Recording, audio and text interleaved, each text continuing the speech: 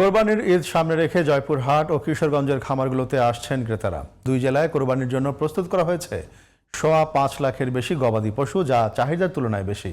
ফলে এবার কোরবানির পশুর সংকট হবে না বলে আশা করছেন সংশ্লিষ্টরা। জয়পুরহাট প্রতিনিধি আব্দুর রাজ্জাক ও কিশোরগঞ্জ প্রতিনিধি সোহেল চৌধুরীর রিপোর্ট, জানাচ্ছেন SKN রেশমা। জয়পুরহাটের কালাই উপজেলার মাত্রায়ে আলোচনার কেন্দ্রে রয়েছে প্রায় 18 মণ ওজনের এই বিশাল ক্রস ব্রাহ্মা জাতের ষাঁড়। খৈল, ভুসি, খড় ও সবুজ ঘাস খাইয়ে সম্পূর্ণ প্রাকৃতিক উপায়ে বড় করেছেন খামারেরা। আমি গরু দেখাশোনা করি, এখানে ভালো ভালো উন্নত জাতের গরু আছে। এটা 1.5 বছর হলো পালন করতেছি, সেই বাচ্চা কাল থেকে।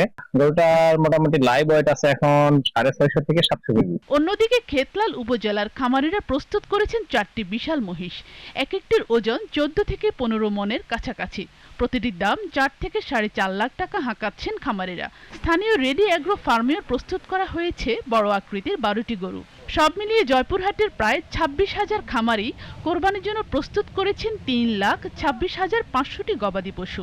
এবার কোরবানির পশুর কোনো সংকট হবে না বলে মনে করছেন প্রাণী সম্পদ কর্মকর্তা। এই জেলায় চাহিদা 2,03,000, উদ্বৃত্ত থাকবে প্রায় 1,23,000 কোরবানিযোগ্য পশু। কোরবানির পশুর কোনো সমস্যা হবে না। উদ্বৃত্ত পশু বিভিন্ন জেলার আগত ব্যাপারীগণ ক্রয় করবেন। প্রাণী সম্পদ অফিসের তথ্য মতে কিশোরগঞ্জে এবার কোরবানি পশুর চাহিদা 1,52,185টি, আর প্রস্তুত করা হয়েছে 1,91,406টি।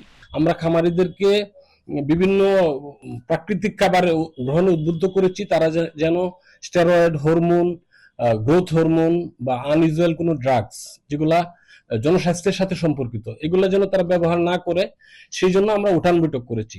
তাদেরকে আমরা লিফলেট বিতরণ করেছি। দেশের বাইরে থেকে গরু আমদানি না হলে এবছর লাভের মুখ দেখবেন বলে আশা করছেন খামারিরা। SKN Reshma, GTV news.